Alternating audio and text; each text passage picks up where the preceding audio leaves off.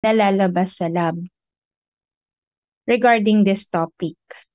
Okay? So may lab math select and lab ninyo. Pwedeng lumabas yan sa practical exam, pwede din po sa major exam sa prelim ninyo.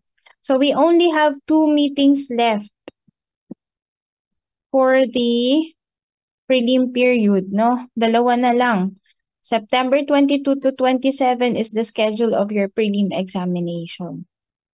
So 2 meetings left na lang next week, part 2 ng analytical methods and instrumentation. And then last week natin will be automation and other terminologies.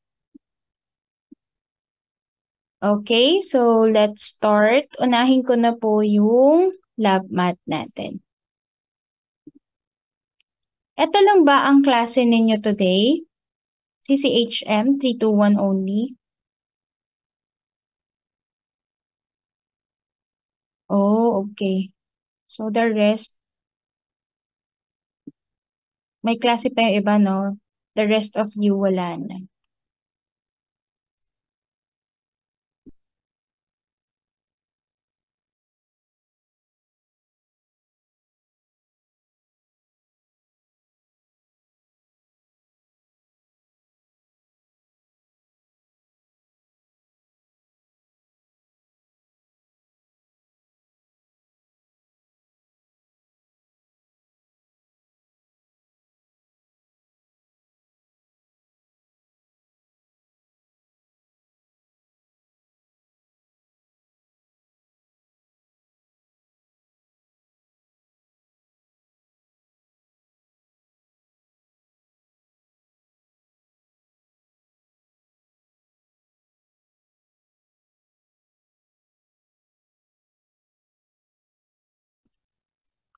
Okay, so let's start first with the laboratory mathematics.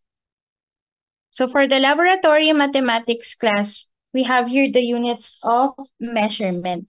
As you can remember in our discussion last week or during our discussion last week, we talked about the different or pinahapyaman natin yung units of measure, no?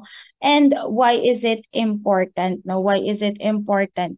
Kasi class, in clinical laboratory, in clinical chemistry, no?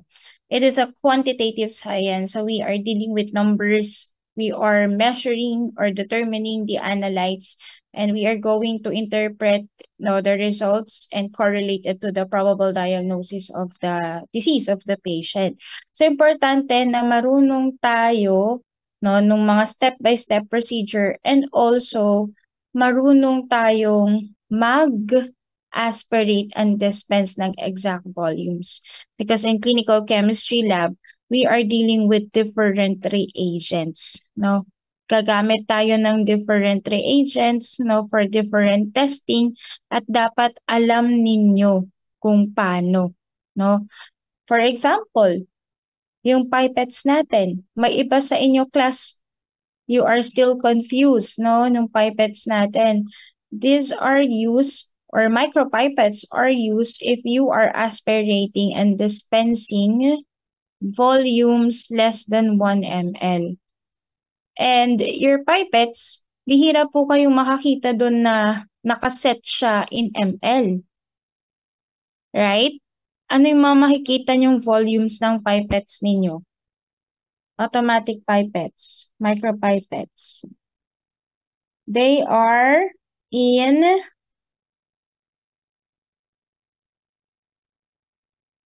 microliters. Tama? Microliters po, no? So, yung iba nako-confuse pa rin. Nako-confuse pa rin sila sa microliters and ml. 1 ml is equal to how many microliters?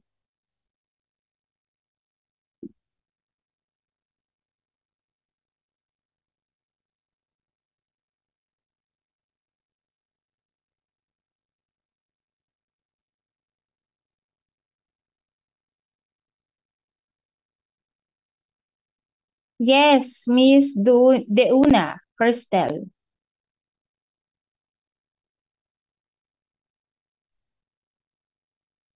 1,000 po, ma'am.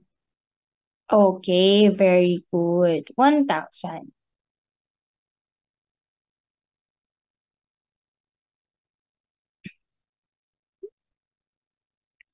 And then,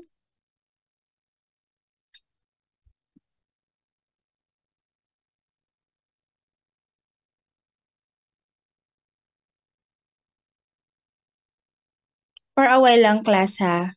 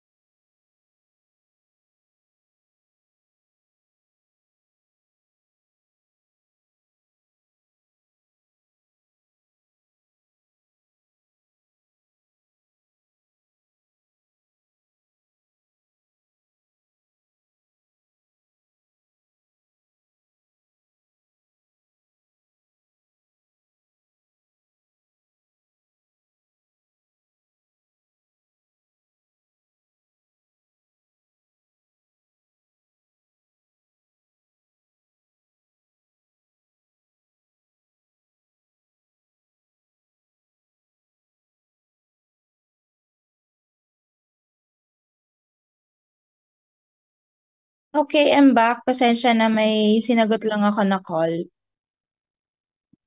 Okay, so going back here to the units of measurement. So again, very important siya in the clinical chemistry.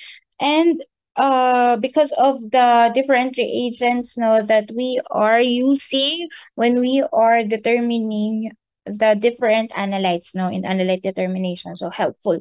So dapat marunong kayo with the units of measurement as well as the lab supplies that are being used. So nakalagay din dun yung units of measure.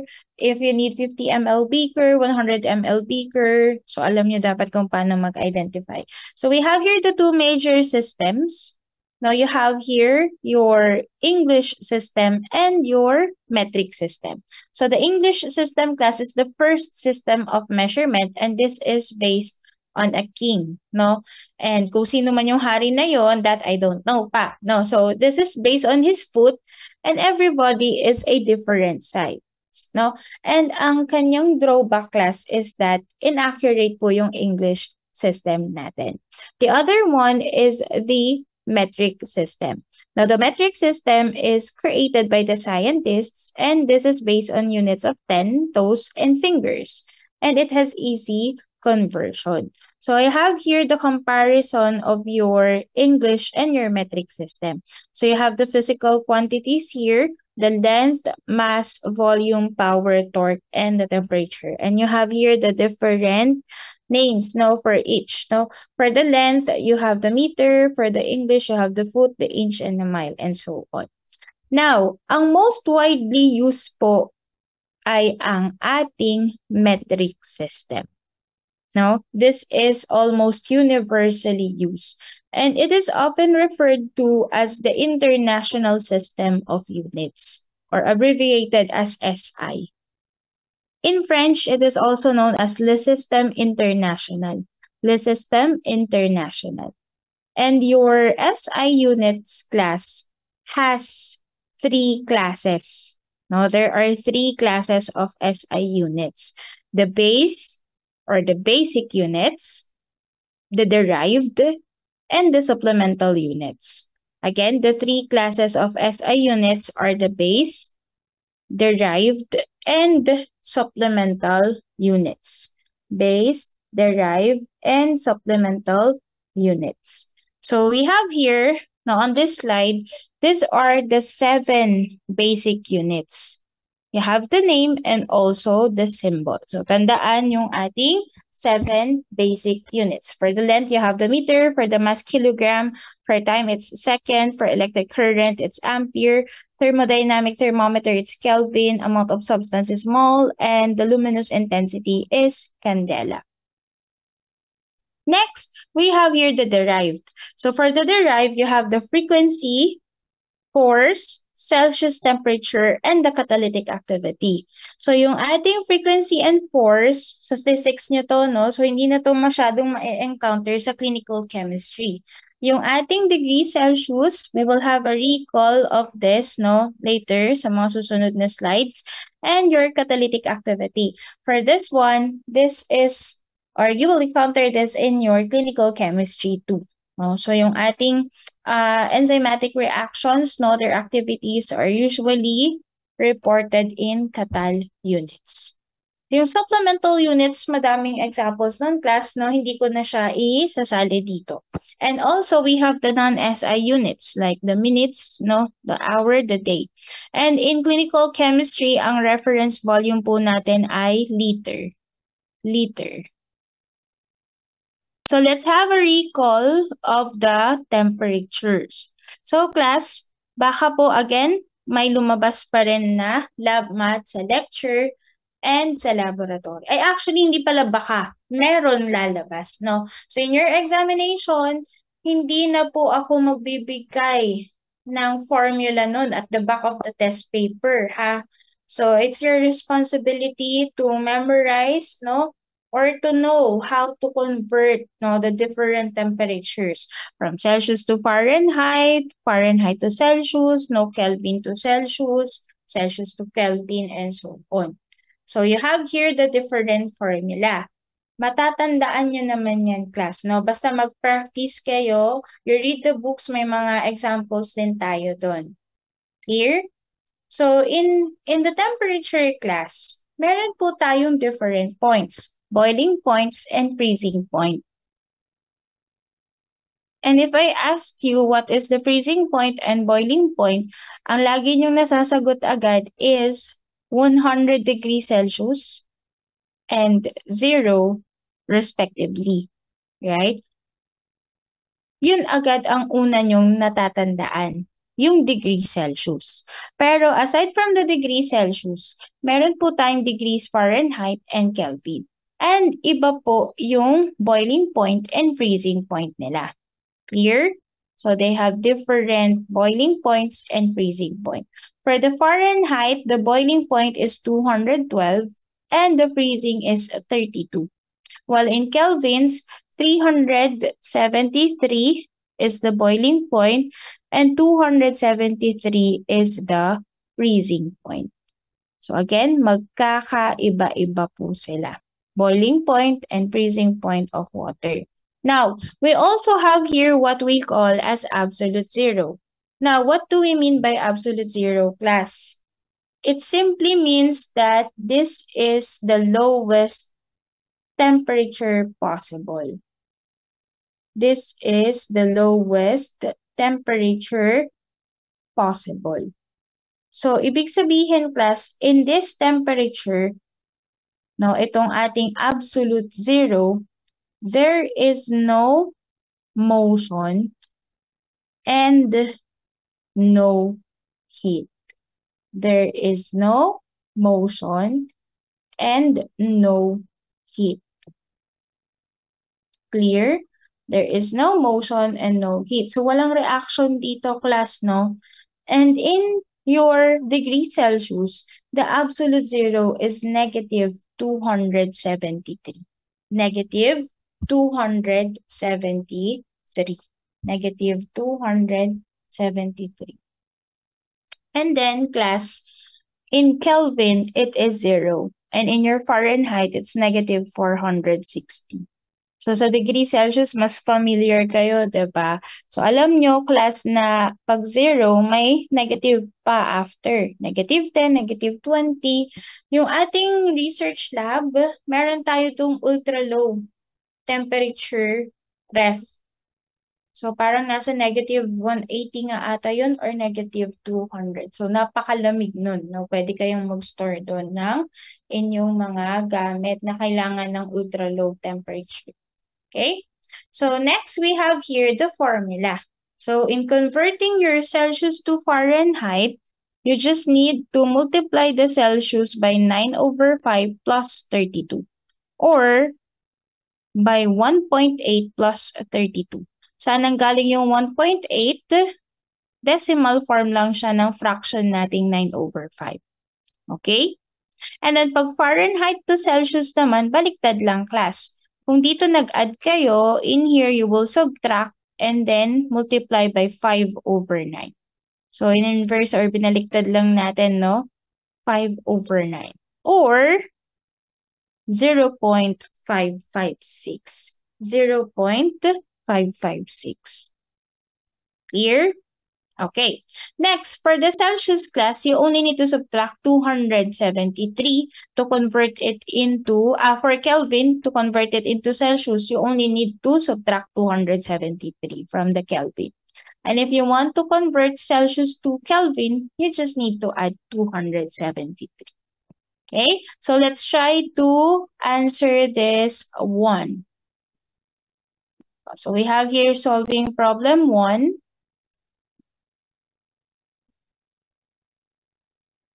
Convert, ba't ayaw? Wait lang.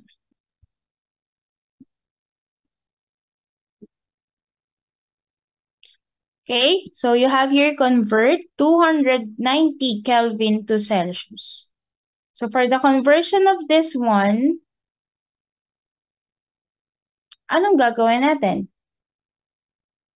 You just need to subtract 273.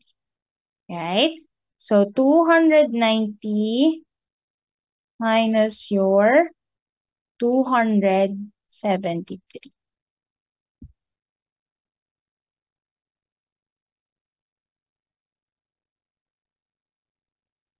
So what will be the answer? The answer is 17 degrees Celsius. Okay?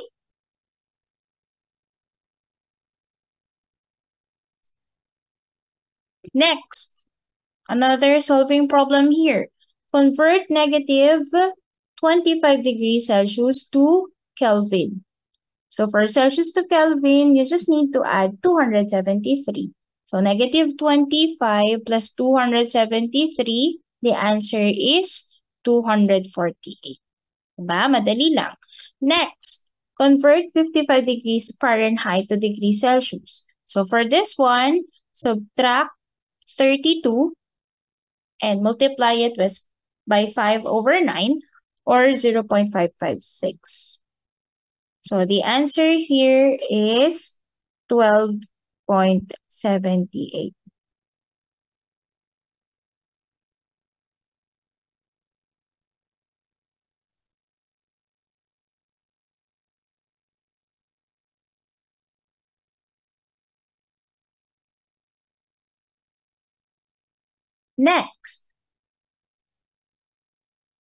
Next, you have here, convert 310 Kelvin to Fahrenheit. Now, for this one class, hindi na po natin to mako-convert directly into Fahrenheit. Right? So, anong gagawin natin? We can convert it first into Celsius. Ang kagandahan kay Celsius kasi pwede siyang ma-convert to Kelvin and to Fahrenheit, no? So, dito muna tayo kay Celsius. So, from Kelvin, convert it into Celsius first. And then after converting it to Celsius, doon nyo naman or saka nyo naman siya i-convert into Fahrenheit. So, you have here Kelvin minus 273, the answer is 37 degrees Celsius.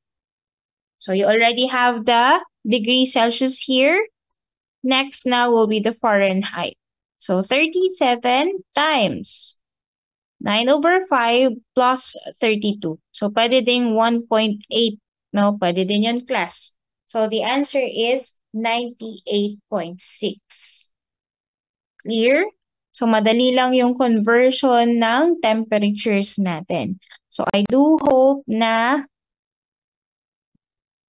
mataas ang scores nyo when it comes sa computations nito. Okay? So, next now, we have here the solutions.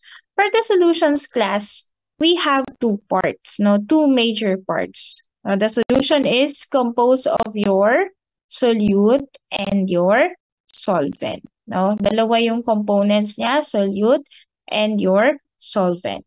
Now, what's the difference between your solute and your solvent?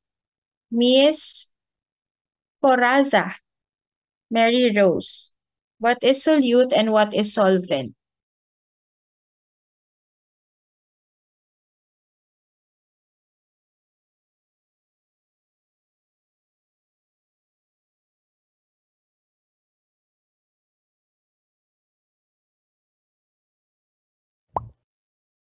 Miss Coraza, are you here? Wala. How about Mr. Peñas? Mark? Rinig po mo. Yes.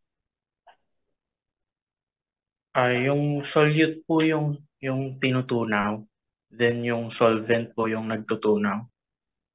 Okay, very good. Yung solute, yung tinutunaw, yung solvent, yung nagtutunaw. Very good. Now, the solute is actually the one that is in lesser concentration, and this is the substance that, or the particle that is being dissolved. While your solvent is usually in greater concentration, and it is the one that is doing the dissolving, right? And question, what is your universal solvent? RJ, Manuel.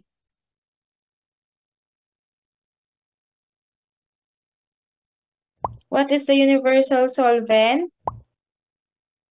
Considered as the universal solvent is? Yung water po. Very good. No, water is considered as the universal solvent. So, tandaan yung dalawang yon, solute and solvent, no? Components of your solution. Now, I will highlight here the concentrations of solution. So, we have three basic types of solutions. So, ito lang i-recall natin sa lab math, no? You have your percent solutions, your molar solutions, and your normal solutions. Again, percent solutions, molar solutions, and normal solutions. So let's start here with the percent solution. So the term percent class is a shortened form of percentage, no? Which means parts per 100 total parts. So the amount of solute per 100 total units of solution. Again, the amount of solute per 100 total units of solution. That's why as you can see here, no, on the different formula, lagi po tayong may factor na 100. Okay? And then we have here the three expressions of percent solutions. You have percent by mass, percent by volume, and the mass volume percent. When we say percent by mass, this is weight over weight. So mass of solute over mass of solution times 100. And then percent by volume, this is volume over volume. So it means volume of solute over volume of solution times 100. And then for the mass volume percent, this is mass of solute over the volume of solution times 100. Clear? Okay. Now, in the laboratory class, the simplest solution to prepare is your mass volume percent. Now, bakit kaya? Kasi itong type of solution ay madali pong i-prepare, no? And usually naman talaga, nagde-dilute tayo, no? Mass of solute in volume of solution. So ano kaya dito, class, sa tatlong to, yung not commonly used? Which one is not commonly used in the clinical laboratory? Miss Mahinay, Dayan.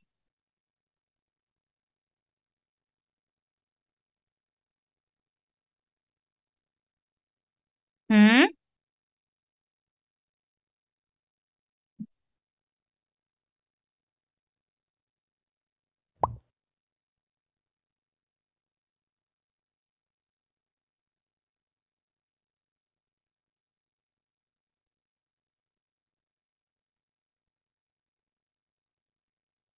Wala. Absent si Miss Dayan?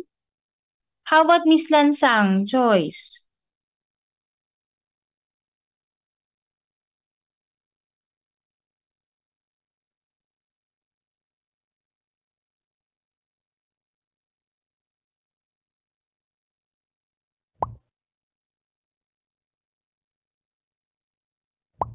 Wala din si Miss Lansang. Asan na yung mga students ko?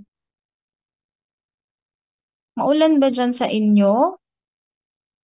Yes, Miss Mendoza, Lalaine. Percent by mass po. Why percent by mass? Kasi po hindi naman masyadong nagagamit yung percent ng mass kapag po nasa laboratory tayo. More on volume po tayo. Okay, very good. So in here, in percent by mass, you have mass of solute, mass of solution.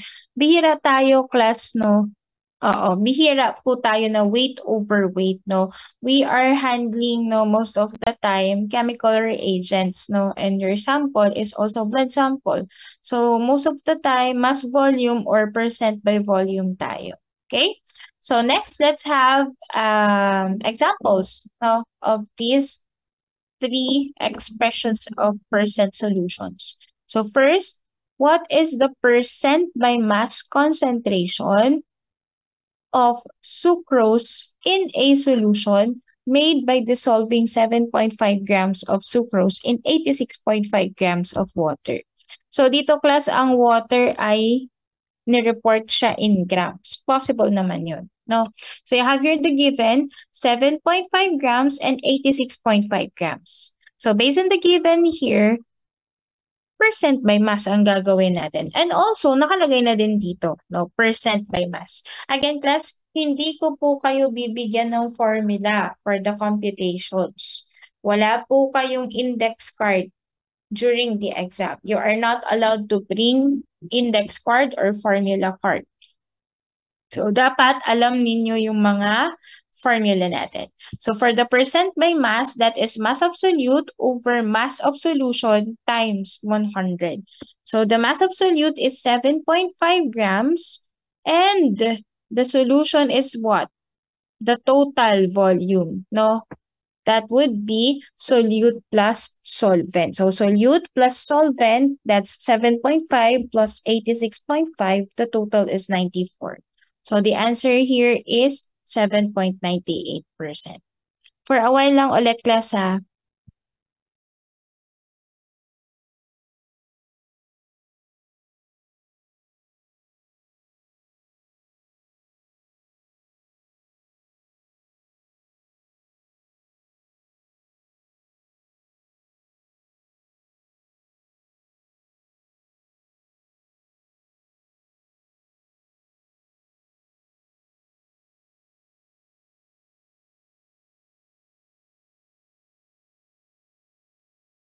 Okay, so the answer is 7.98%.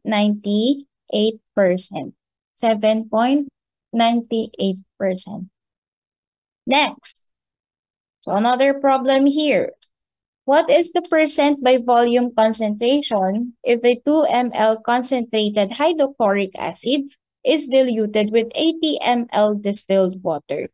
So, meron tayong 2 ml concentration and 80 ml. So, percent by volume po ang hinahanap natin. Percent by volume. Percent by volume. So, you have here volume of solute over volume of solution times 100 times 100. So let's compute.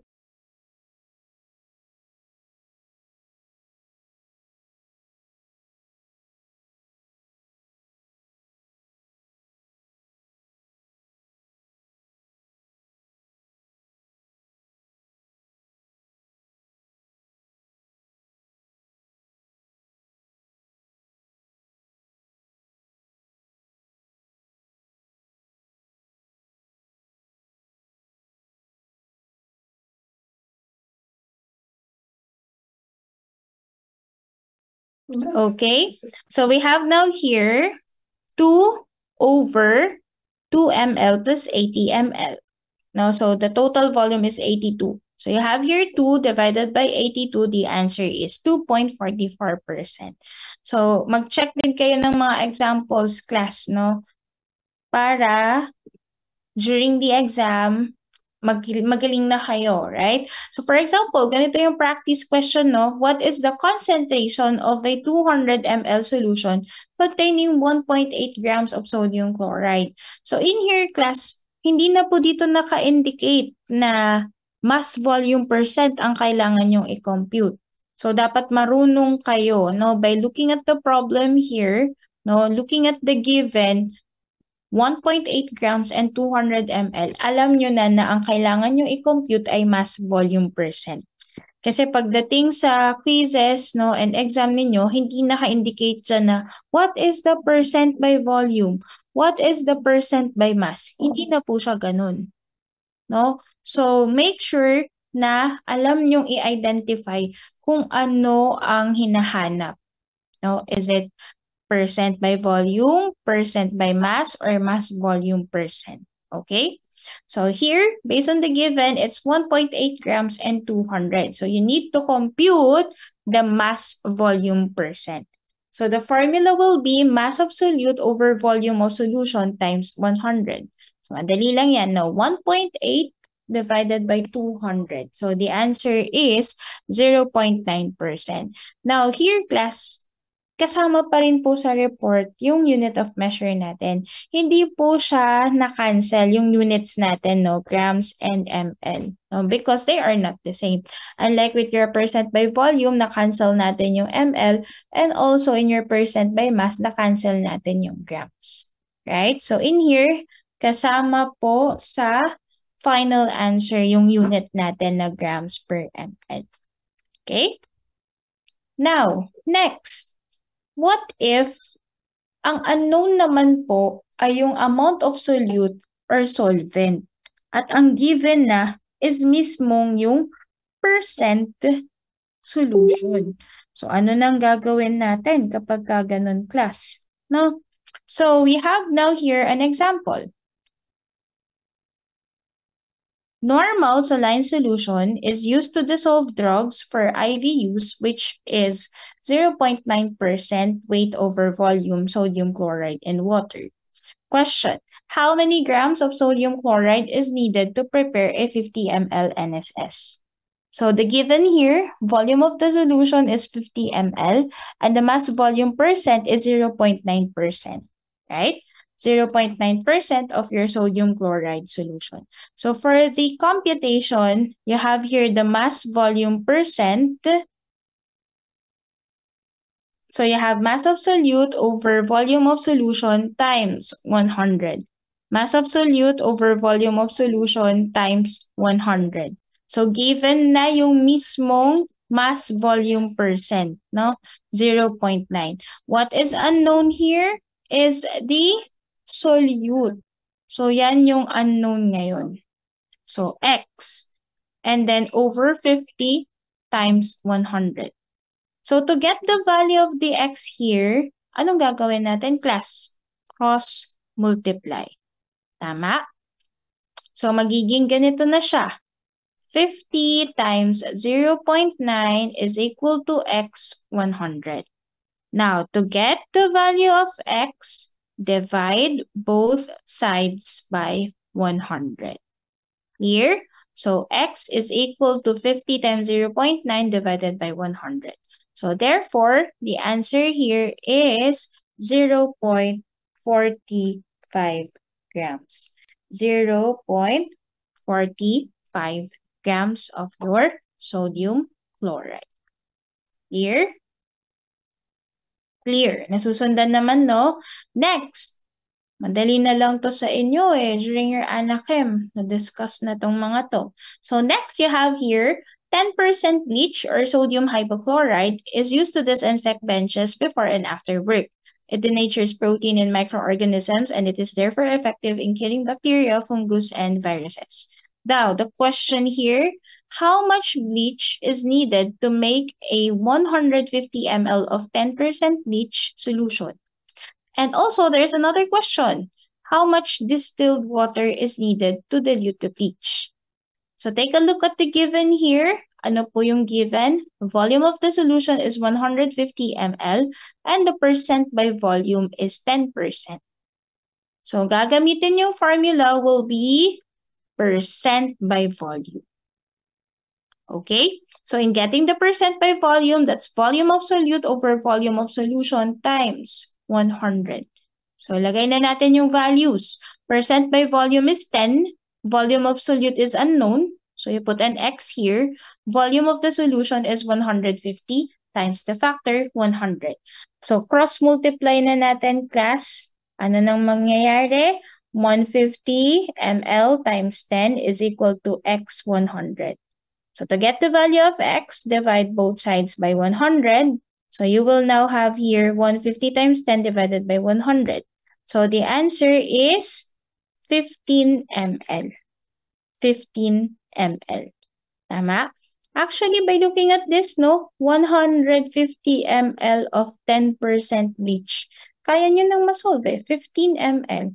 No? Pero kapag kailangan ng solution, syempre, ganito ang isusulat ninyo. No, 15 ml. Now, may follow-up question pa dito, class. How much distilled water is needed to dilute the bleach? So, paano natin to mako-compute? Sige nga. How are we going to compute this one? Mr. Tupaz, Gian Paul.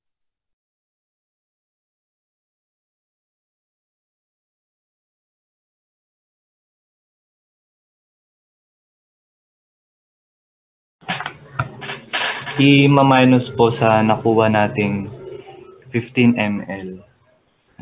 Bali po 150 minus 15 po. Okay.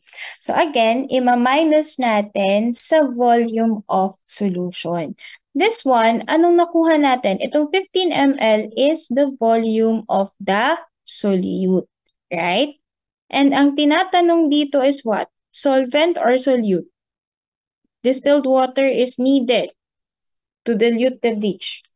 Ang hinahanap dito is the solvent, right? So in getting the solvent, your formula will be volume of solution minus the volume of the solute. No?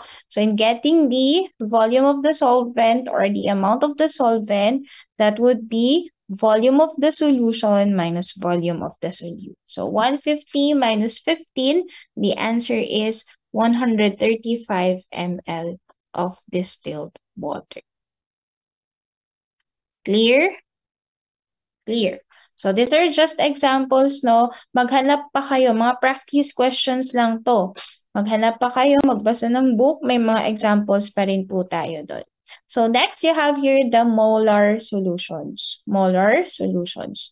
So for this one, when we say molar solutions, no, it's a solution containing 1 gram molecular weight of the substance per liter of the solution, per liter of the solution. So our formula here will be moles of solute over liter of solution times 100. Now class, paano kung hindi po given yung moles of solute? And instead, ang nakalagay sa problem is the grams of solute. So pag grams of solute, this will now be the formula. You will use this formula here. Grams of solute divided by the gram molecular weight times liter of solution times 100. So again, grams of solute over gram molecular weight times liter of solution times the factor 100. No? So kukunin natin yung gram molecular weight. No? Gram molecular weight. So yung mole of a particular substance indicates the number of grams proportional to the atomic or molecular weight of the substance. So yung weight na yun is referred to as your gram molecular weight. So let's have an example here. Determine the molarity of a solution containing 4.35 moles of potassium permanganate dissolved in enough water to give 750 ml solution. So our formula will be moles of solute over liter of solution. So ano po yung given natin? 4.35 moles of potassium permanganate and 750 ml. So ilagay na natin yung values, no? 4.35 divided by 0.75. Ma'am, bakit po naging 0.75? Eh, ang given po natin 750. So take a look at the unit now, class. Dito, 750 ml. Ang formula po natin requires liter of solution. So the denominator is in liter. So you have to convert it to liter first. Clear? Kaya siya naging 0.75. Clear tayo, ha? Can I see a thumbs up? So class, basahin mabuti yung given, check mabuti. Baka mag-compute kayo agad na hindi nyo pa nako-convert. So the formula in molarity requires liter of solution as the denominator. So the answer here is 5.8, no, molarity. Next, you have now here, determine the molarity of a solution containing 20 grams of sodium hydroxide dissolved in enough water to give 1.5 or 1.50 liter of solution. 150 liters of solution. Now, ang given na dito, class, ay hindi na po yung moles. So, instead, yung grams of solute. 20 grams of sodium hydroxide. And you have here 1.50 liters of solution. So, anong gagamitin nating formula? So, instead of using this moles of solute over liter of solution, we will use this grams of solute over the gram molecular weight times liter of solution. Times liter of solution. So, paano yun, ma'am? Kailangan alamin ninyo yung atomic weight, no? This is the atomic weight, no? Atomic mass ng ating solution. So, you have sodium, oxygen, hydrogen. And you have to check the chemical formula. No, you have to check the chemical formula. So, isa lang yung ating sodium, isa lang ang oxygen, and isa lang yung hydrogen. Saan po makikita tong mga atomic weight or atomic mass? In your periodic table of elements. Right? Ma'am, are we allowed to bring periodic table of elements during the exam? During the quiz? No. So, ang gagawin ko, class, is given ko na po. Ibibigay ko na po yung atomic mass or atomic weight. Ayan, ha? So, given na. No need to bring your periodic table of elements. So, nakalagay na dyan na, naka-indicate na po sa problem. Sodium is 23, oxygen is 16, hydrogen is 1. Now, for the computation, double check nyo yung chemical formula. So, ito lahat to, tig-iisa lang sila. So, 23 plus 16 plus 1, that is equal to 40. So, we can now compute, no? Ito na po yung gram molecular weight. This is now the gram molecular weight. So, grams of solute over the gram molecular weight times liter of solution. So, we have here 20 grams over 40 times 1.5. Ma'am, sa board exam po kaya, given na po yung mga atomic mass, most likely, yes, opo, given na po yun doon. Unless may nakalagay sa test paper na periodic table of elements. Pero wala. Parang wala naman akong na-encounter. Usually given na po yung mga atomic weight or atomic mass. So let's compute. The answer here is 0.33 molarity. Okay? Next, another example here. Last example na sa molarity. How many grams of ferrous sulfate is needed to prepare 0.3 liters of 0.10 molarity of the ferrous sulfate solution?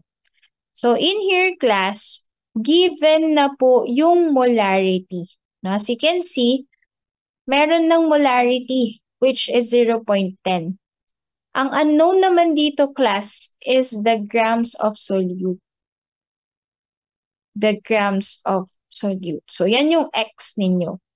And then sa baba, i-compute nyo pa rin yung gram molecular weight.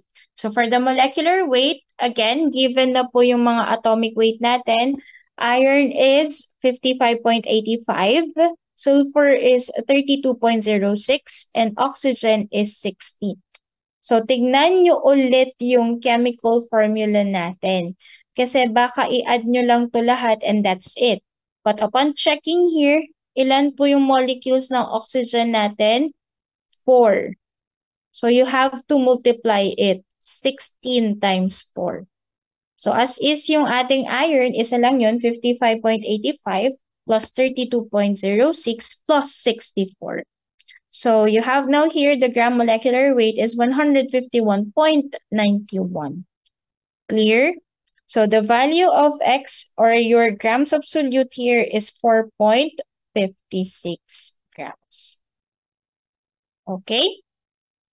Okay. So tapos na tayo sa molar solutions. Last is your normal solutions. No?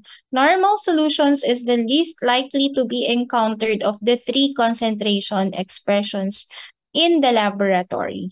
No? Pero madalas to sa mga titrations, no, and chemical reagent classification. So for the formula of normality or normal solutions, you have the grams of solute over the equivalent weight times the liter of solution times 100. Now, how do we get the equivalent weight? The formula will be molecular weight divided by the valence. So, dito, class, kukunin nyo pa po yung valence. Natatandaan pa kung paano yung valence?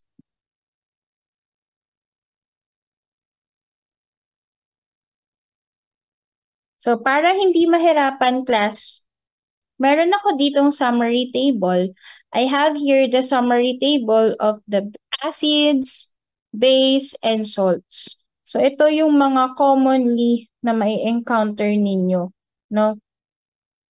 Commonly may encounter ninyo in the preparation of reagents in the clinical chemistry, no? So, tandaan nyo na lang yung mga yan, no? If ever you are dealing with acids, you just need to count the number of hydrogen ions. Yung H dito, no? You have to look at the chemical formula here, no? So, H is 1, so 1 ang valence niyan. Also, this one, 1 ang valence. Ito, 2 ang valence niya. And ito, 3 ang valence. Clear? And then pag base, you have here, count the number of hydroxide ions, yung OH. So, ito, 1, 1, no, sodium hydroxide, potassium hydroxide. So, ito, 1. And this one is 2. So, 2 yung valence niya. Next, on the salts, you just need to multiply the absolute value of the ions. Cross-multiply nyo lang. 1, 1, 1. Kahit negative ha, disregard nyo yun. Absolute value po. So, 2 times 1, 2. 3 times 1, 3. Okay? So, ganun lang ang tatandaan ninyo. So, let's have an example. Find the gram equivalent weight of your potassium hydroxide. So, you have here, alamin nyo muna yung gram molecular weight. No? So, 39.1 plus 16 plus 1, that's 56.1. Now, potassium hydroxide is what? Acid, base, or salt? Acid, base, or salt?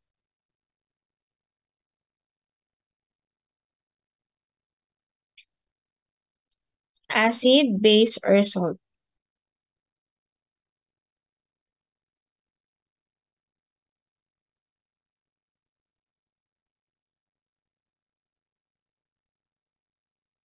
Anyone? Miss Viray.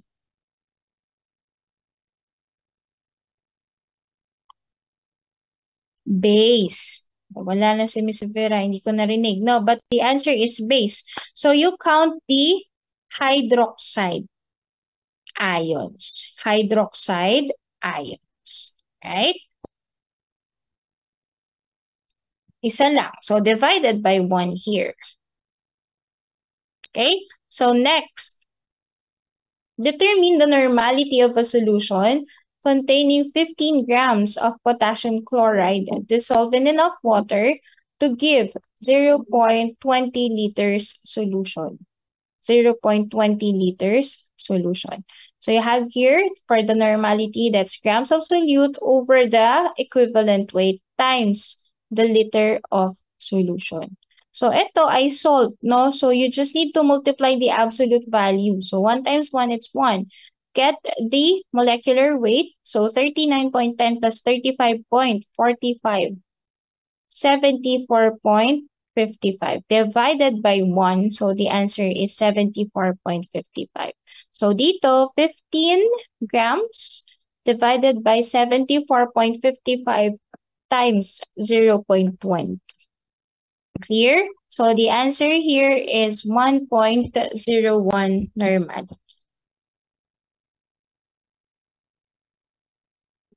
Okay.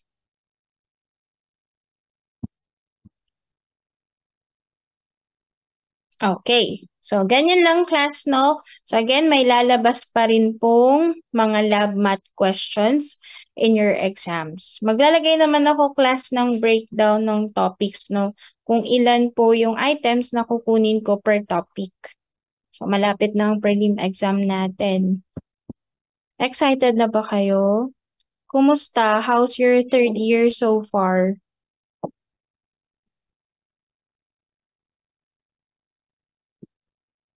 Patingin nga, show me your reaction on about how you feel on your third year. O, madaming naka-happy face. O, may isang galit. May 8, may 8 na crying emoji na. Umiiyak na kayo? Yung iba multo na. Nahirapan na kayong mag-catch up, no? Ang daming need aralin. Ang haba ng mga discussions, totoo naman. And ganun pa rin naman, every week may quiz pa rin tayo. Pero yun nga lang, ang kinaibahan ngayong third year, mabibigat na kasi eh. 'Di ba? Mabibigat na yung mga topics. Oh, opo. Yes. Kaya nyo yan. Tiwala naman akong kaya nyo yan. Basta mag-aral lang, magsipag lang. Okay? So, let's go no to the analytical techniques and instrumentation. Pahapyaw lang discussion ko nito, class, na unahin ko lang yung spectrophotometry and then the rest, i-discuss ko next week. So, we have here the 4 basic disciplines, the spectrometry, luminescence, electroanalytic methods, and your chromatography. So, these disciplines here, no, yung 4 basic disciplines na to, they provided the foundation for all measurements in clinical chemistry lab. Yung iba dito, class, na-encounter nyo na in your ANACHEM. Oh, very good, no, in your ANACHEM. So you have the analytical techniques here, spectrometry, and under you have your spectrophotometry, atomic absorption, mass spectrometry. Next, you have your luminescence, and under this, you have your fluorescence, chemiluminescence. Next, you have your electroanalytics. So under you have your electrophoresis, potentiometry, and amperometry. And then you have the last one, the chromatography. Under this, you have your gas, your liquid, and your thin layer chromatography. So ayan yung mga techniques natin, class, no? Iisa-isahin natin yan ulit. So we will start with the colorimetry. Now, the primary goal of your colorimetry is to isolate discrete portions of the spectrum for purposes of measurement. Again, discrete portions of the spectrum for purposes of measurement. So we have 2 types of measurements in colorimetry. The first one is your spectrophotometric, and the other one is your photometric measurement. Again, you have your spectrophotometric and your photometric measurement. So for the spectrophotometric class, we are measuring light intensity in a narrow wavelength. Unlike in your photometric, wala po tayong need i-consider na wavelength. So pagdating ng lab class, maintindihan nyo pa to lalo pag nag-lab na kayo. In laboratory, meron po tayong mga unknown, no, or analytes that we need to measure the values. For example, glucose, we need to measure the concentration values or the value of the concentration, no? And para malaman natin yun, kailangan nating gumamit ng spectrophotometer. And then, pag nilagay na natin yung sample natin in the spectrophotometer, we are going to set a specific wavelength. So, dapat tama yung wavelength na gagamitin ninyo para ma-determine ninyo yung concentration values ng analyte of interest. So, we have here your spectrophotometer. Sino na ang nakakita at nakagamit nito? Raise your hand.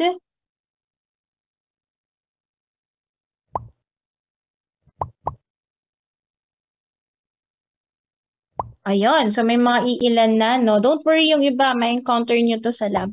And ipapakita naman at i-discuss din ulit ito sa inyo ni Ma'am Pam. So yung ating spectrophotometer class has different parts. So we have light source, we have the lens, we have the monochromator, we have the wavelength selector, you have your the cuvette. So this is where we place our sample. No? Nandito po yung blood and yung ating reagent. No? And then you have the detector para ma-detect yung light. And you have the digital display or meter. Digital display or meter. So class, ang spectrophotometer po is based on the Beer's law. You still remember the Beer's law? So in the Beer's law class, it states that the concentration of unknown is directly proportional to the absorbance and inversely proportional to the transmitted light. Again, yung concentration daw po ng unknown. In clinical chemistry, ano po yung unknown natin? Yung ating analytes, no? Yun yung dinedetermine natin eh. The glucose, the cholesterol, the uric acid, the albumin, the globulin, creatinine. So yun yung mga analyte of interest natin or yung mga unknown. No? So in order for us to measure this unknown, gagamit tayo ng spectrophotometer. So one way or one method is to use the spectrophotometer. So ilalagay natin yung sample ni patient together with the reagent, ilalagay natin sa spectrophotometer and we are going to check the concentration. No? So, paano natin malalaman yung concentration, class? By getting the absorbance. So, yung concentration daw ng unknown, class, ay proportional, directly proportional sa absorbance. And inversely proportional to the transmittance. Inversely proportional to the transmittance. So for example, class, no, madaming parts ang spectrophotometer, no, pero for example, dun muna tayo sa light source. No, magaling mag-drawing, di ko din dala yung aking pen tablet. So ito yung bulb, no, for example, ayan na. So this is the light source. Ayan yung light source natin. Ang hirap mag-drawing. So ayan. So, anong gagawin, class? Mag-release siya ng ilaw. So, pupunta yan sa different parts. So, ayan na muna i-highlight natin, no? May mga parts yan. Saka na natin di-discuss next week. And hanggang sa umabot siya doon sa cuvette. So, this is your cuvette. At anong laman ng cuvette, class? It contains the sample. So, for example, here, nandito po yung serum. And then, yung glucose reagent natin. Glucose reagent. So, we want here to measure the concentration of the glucose. Kasi sabi daw ng patient, feeling daw niya may diabetes siya. So, tignan natin kung mataas yung glucose niya. So, ilalagay natin dito yung serum sample together with the glucose reagent. And class, the glucose or the analyte here is said to be a light-absorbing substance. No, it is a light-absorbing substance. So, ibig sabihin, magpapas yung light dito, right? Kung mataas ang glucose ng sample, no, yung dugo ng patient, kung mataas ang glucose, what will happen to your absorbance? What will happen to your absorbance, Miss Tino? Roanne, what will happen to your absorbance? Is it increase or decrease?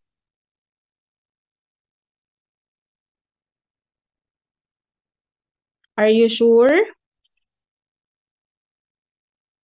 Why decrease?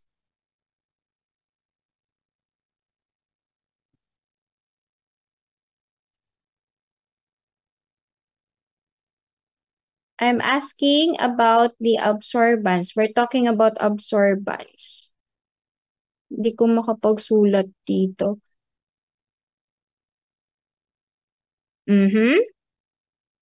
How about Mr. Resurrection, Luigi? If madaming glucose dito, what will be the result of your absorbance? What will be the result of your absorbance? Luigi, are you here? Yes po, ma'am.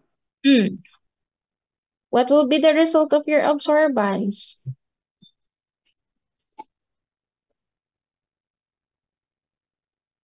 Kung maraming glucose po, ma'am, mag-i-increase po siya. Why?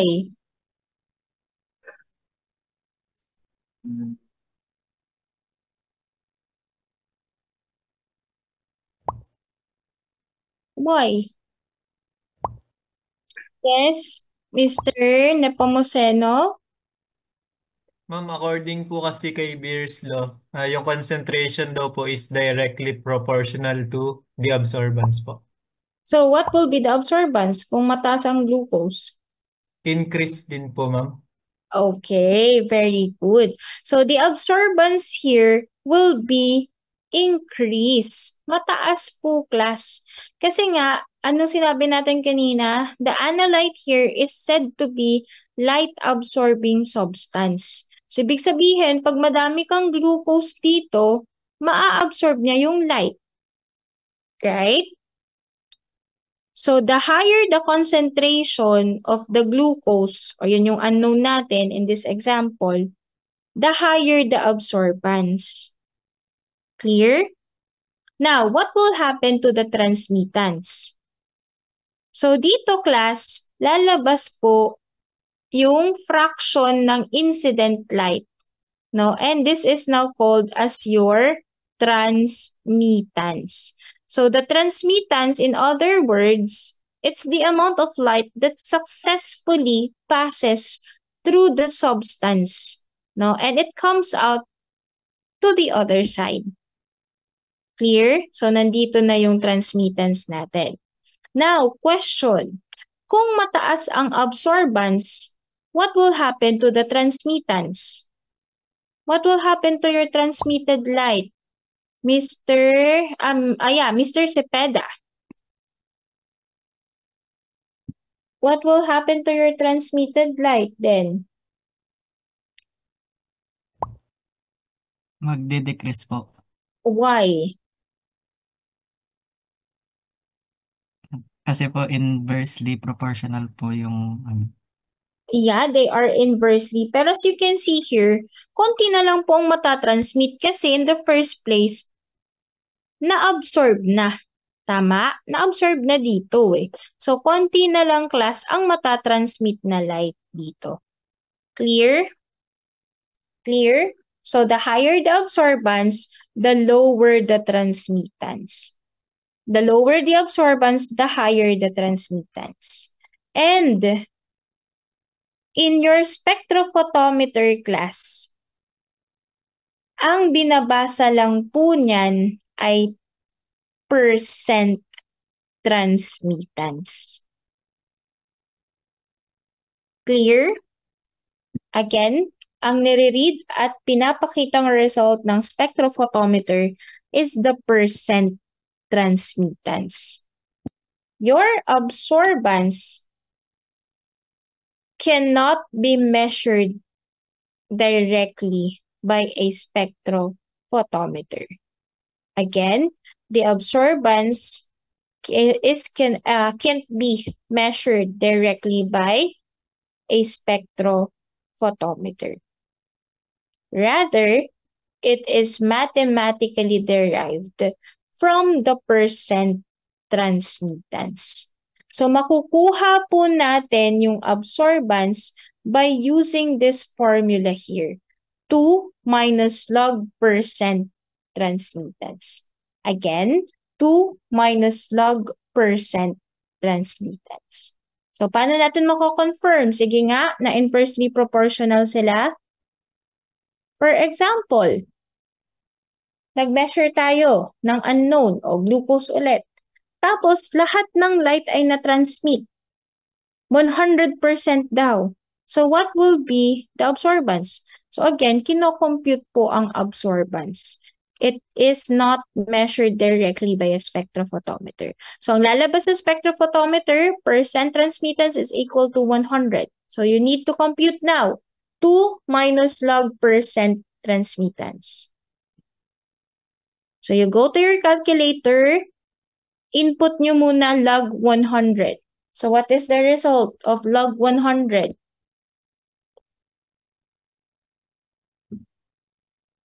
Log 100 is equal to, that is equal to 2. Tama? So, 2 minus 2 is 0. So, tama ba tong formula natin? Yes or no? Yes. Right? So, pag 100% ang transmittance, 0 ang absorbance. And again, uulit-ulitin ko po, absorbance is not measured directly by the spectrophotometer. So, kayo pa po ang magko-compute. Tayo pa ang magko-compute, no? The absorbance is mathematically derived from the percent transmittance, no?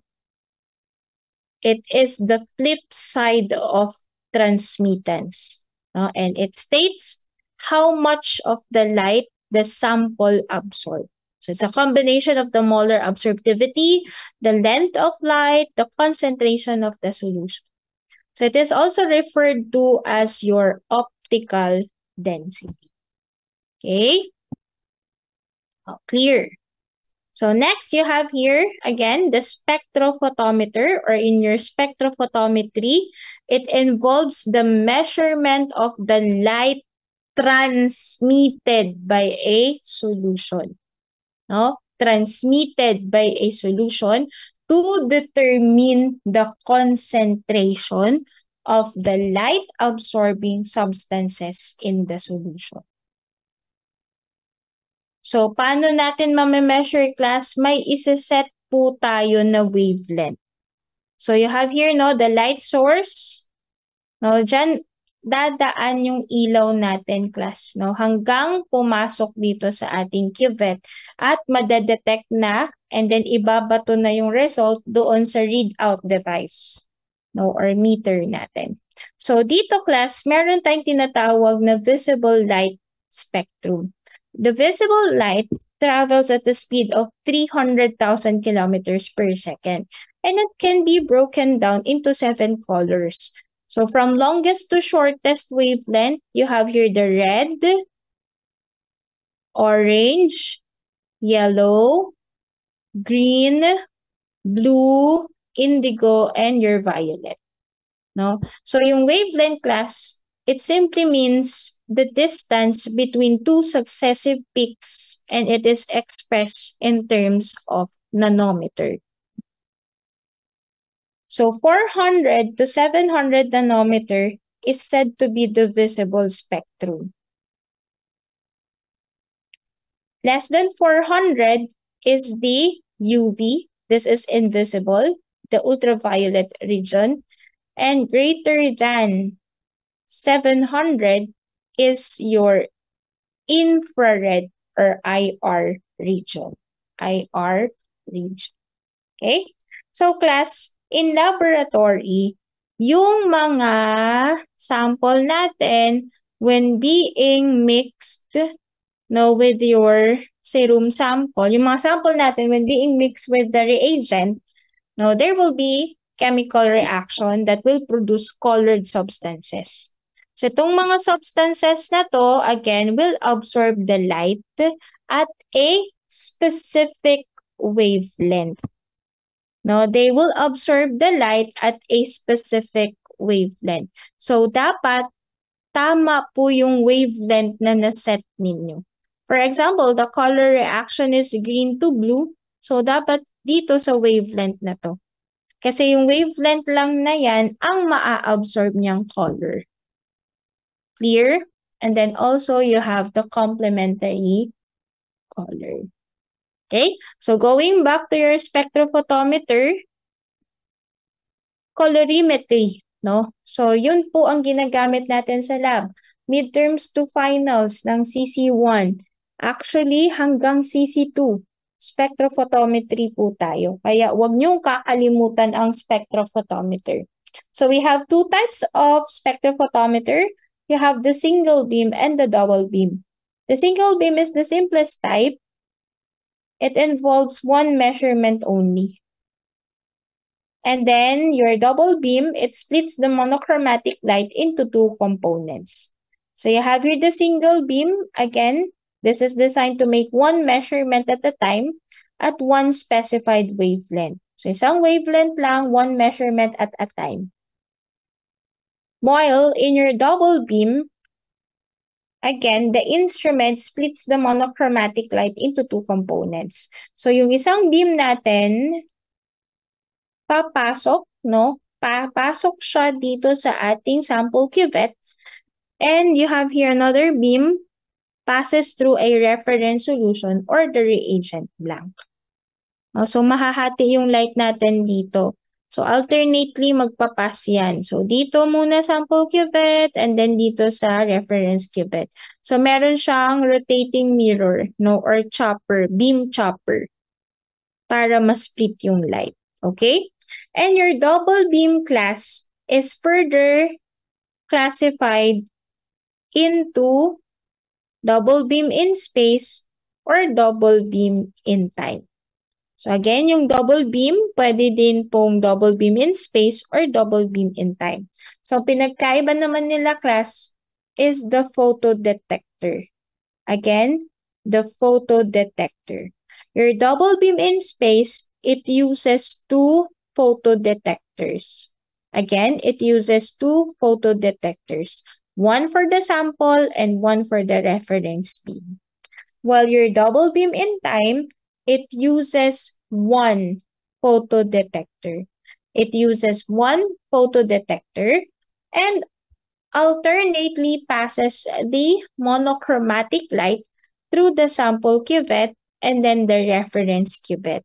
So gumagamit din tayo dito ng chopper or rotating sector mirror. So here's the difference between the two. So you have here again, double beam in space, dalawa ang photodetector. Photodetector 1 and photodetector 2. Double beam in time, isa lang ang photodetector. So we only have one photodetector here. So the light is being what? Passed here, no? Papasok dito and it will be separated, no, by a chopper or rotating sector mirror. Ayan, no, may mga sector mirror dyan para alternately ang pag-pass through ng light. And then, pag na-detect na yan, class, ibabato na po yun and i-display na dito sa readout meter or readout device natin. Clear? So, for the parts, tandaan muna tong 6 basic components natin. We will discuss this further next week. So, for the quiz next week, lab math tayo and more on spectrophotometry muna. No, sa analytic techniques natin, spectrophotometry lang po muna. So, i-discuss ko pa yung parts ng spectrophotometer, pero class, pahapyawan nyo na din po. Basahin nyo na yung parts ng spectrophotometer and what are their functions. So, importante, alam nyo din po yun. Dahil, magkuquiz din ako. Kasama din yun sa quiz, yung ibang parts. Okay? Questions? Questions? You have questions? None? Okay. So, let's check the attendance first before you leave the Zoom.